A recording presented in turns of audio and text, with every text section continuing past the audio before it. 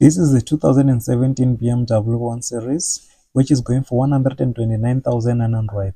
It is a category B, meaning you can't finance the car. So it has 153,419 kilometers in the clock.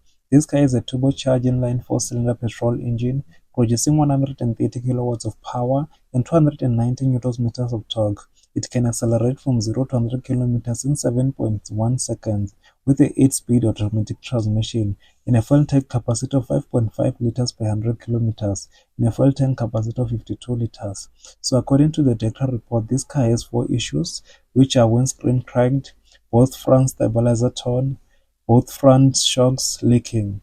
So the exterior, it is still in a mint condition.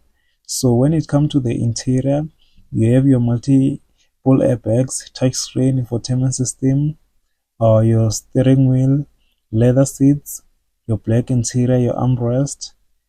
The interior is not that good, man. It is old, but the car, it is good.